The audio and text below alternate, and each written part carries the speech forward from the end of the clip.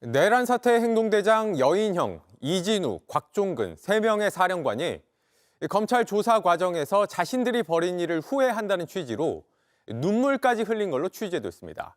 이들은 총을 쏴서라도 국회의원들을 끌어내라는 등의 윤 대통령 지시에 따라 움직였다가 모두 구속됐는데 정작 윤 대통령은 그런 지시를 한 적 없다는 식으로 혼자 빠져나가려 하고 있습니다. 조혜연 기자입니다. 지난달 8일 특별수사본부를 꾸린 검찰은 내란 2인자인 김용현 전 국방부 장관을 시작으로 계엄에 참여한 사령관들의 신병을 차례로 확보했습니다. 이진우 수방사령관과 여인영 방첩사령관, 곽종근 특전사령관 등이 모두 구속돼 조사를 받았습니다. 3명의 사령관은 김 전 장관이 대통령에게 충성하는 군인이라 직접 소개할 만큼 계엄의 주축이었습니다. 계엄 당일 윤 대통령의 전화도 직접 받았습니다. 당시 윤석열 대통령이 이진우 사령관에게 전화해서 현재 국회 상황 문의했죠. 예, 그렇습니다. 제가 그 당시 상황은 굉장히 긴박해서 사실 기억이 전혀 다 나지 않습니다. 대통령께서 비와 폰으로 제게 직접 전화를 하셨습니다. 취재 결과 이 사령관들은 구속된 뒤 검찰 조사를 받는 과정에서 눈물을 보였던 것으로 파악됐습니다. 이들을 조사하는 과정에서 윤 대통령이 직접 사령관에게 전화해 총을 쏴서라도 도끼로 문을 부숴서라도 들어가라 지시한 사실도 앞서 드러났습니다. 그런데 오늘 변호인을 내세워 오염된 진술일 수 있다며 진술의 신빙성도 확인해봐야 한다고 말하며 책임을 돌렸습니다. 내란 주요 임무 종사 혐의로 기소된 사령관들의 눈물은 계엄 당시 윤 대통령의 지시를 받아 임무를 수행했던 걸 후회하는 의미였던 것으로 전해졌습니다. 다만 사령관들 역시 본인에게 불리한 혐의에 대해선 부인하고 있는 것으로 알려졌습니다. JTBC 조혜연입니다. 이렇게 눈물까지 흘렸다는 윤 대통령의 충암고 후배 여인형 방첩사령관이 군 수뇌부까지 물갈이하려 했다는 정황이 담긴 메모를 검찰이 확보한 걸로 파악됐습니다.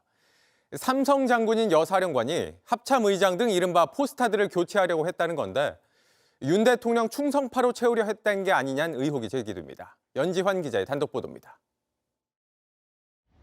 지난해 11월 9일 국방부 장관 공관에서 12.3 내란 사태를 주도한 인물들이 모였습니다. 윤석열 대통령과 김용현 전 국방부 장관, 그리고 여인영 방첩사령관과 곽종근 특수전 사령관, 이진우 수방사령관까지 5명입니다.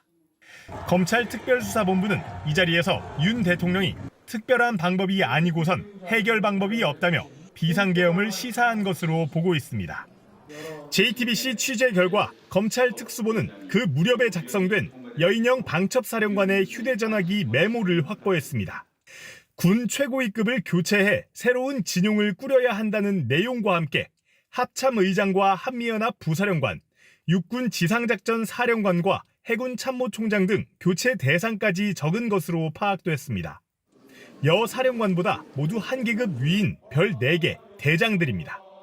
군서열 1위 합참의장을 비롯해 군에는 사성 장군이 7명 있는데 이 중 절반 이상을 바꿔야 한다는 겁니다. 비상계엄을 계기로 군 지휘부를 윤 대통령에 대한 충성파로 재편하려 한 것으로 의심되는 대목입니다. 실제 명단 속 인물들은 비상계엄에서 별다른 역할을 받지 않았습니다. 이 합참의장을 제치고 계엄사령관으로 임명된 이유가 뭡니까? 예, 합참의장은 전방 상황과 관련 군사 상황 관리를 해야 되기 때문에. 이에 대해 여 사령관 측은 군 수뇌부를 교체하지 않는 한 모두 따르지 않을 것이란 점을 내세워 비상계엄을 막으려 했던 근거란 입장입니다. JTBC 연지환입니다.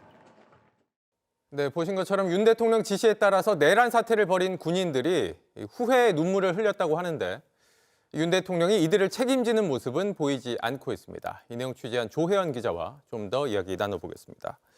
조 기자, 이 3사람이 내란 사태의 행동대장이라 할 수 있는데 모두 눈물을 흘렸다는 거죠? 네, 그렇습니다. 이진우, 여인영, 곽종근 이 3명의 사령관들은 윤석열 대통령으로부터 직접 전화로 지시를 받았던 인물들입니다. 네. 특히 윤 대통령의 고교 후배인 여인영 사령관은 앞서 보도로 보신 것처럼 합참과 한미연합사령부 등 이 사성 장군에 대한 판을 다시 짜려고 했던 측근 중에 측근입니다. 네. 이 내란의 주요 임무 종사자는 최고 무기징역까지 받을 수 있는 중범죄입니다. 대통령 말만 믿고 이런 엄청난 일을 저지른 것에 대한 어떤 후회가 담긴 눈물이 아닐지 이렇게 생각되는 대목입니다. 네. 그리고 조지호 경찰청장과 김봉식 서울경찰청장 등 경찰 수뇌부 1, 2인자도 오늘 구속 상태로 재판에 넘겨졌습니다. 이 두 사람도 삼청동 안가에서 윤 대통령으로부터 직접 지시를 받았던 것으로 드러났습니다. 네. 뭐 이들은 윤 대통령 지시에 따랐다는 건데 정작 윤 대통령 측은 그런 일이 없다 이렇게 부인을 하고 있어요. 이거는 윤 대통령 측이 혼자만 빠져나가겠다 이런 거 아닙니까? 네, 그렇습니다. 지난달 윤 대통령이 했던 대국민 담화 내용 다시 짚어보면 모두가 자신의 책임이다 이렇게 이야기했습니다. 또 탄핵이든 수사든 당당하게 맞서겠다고도 말을 했었습니다. 그런데 정작 사령관들의 진술이 드러나고 본인이 어떤 지시를 했는지가 알려지고 있으니까 본인은 관저 안으로 숨어들고 또 밖으로는 변호사를 내세워서 계속 여론전을 펼치고 있습니다. 네. 그러면서 사령관들을 거짓말쟁이로 만들고 있는 겁니다. 오늘 기자회견에서도 변호사들이 같은 주장을 반복했는데 이건 한번 들어보시겠습니다. 진술들이 또 바뀌고 점점 더 세지고 객관적인 상황과 맞지 않는다. 진술이 바뀐다. 오염된 진술일 가능성이 굉장히 높다. 네, 또 윤 대통령의 대변인을 자처하면서 이 관저 집회 단상에 올라서 큰절까지 하면서 대통령 말을 전했던 그 석동현 변호사는 더 믿기지 않는 말을 했는데요. 이것도 한번 들어보고 가겠습니다. 네. 대통령이 체포 채자도 얘기한 적도 없을 뿐만 아니라 네, 사령관들이 이 말을 전해 들었을 때 배신감이 상당했을 거라는 지적이 나오는 이유입니다. 네. 윤 대통령 지시에 따랐던 군인들이 이런 상황인 건데 지금 이 경호처 지휘부도 윤 대통령 지키기에 적극 나서고 있어요. 나중에 법적 책임을 질 수도 있는 상황이고 비슷한 상황에 처할 수 있는 거 아닙니까? 네, 그렇습니다. 지금 경호처 지휘부는 윤 대통령 체포영장 집행을 막겠다면서 차벽을 세우고 또 철조망까지 치고 있는 것으로 알려졌습니다. 지난 1차 시도 때는 사병까지 동원해서 인간띠를 만들어서 아예 수사기관을 막기도 했습니다. 네.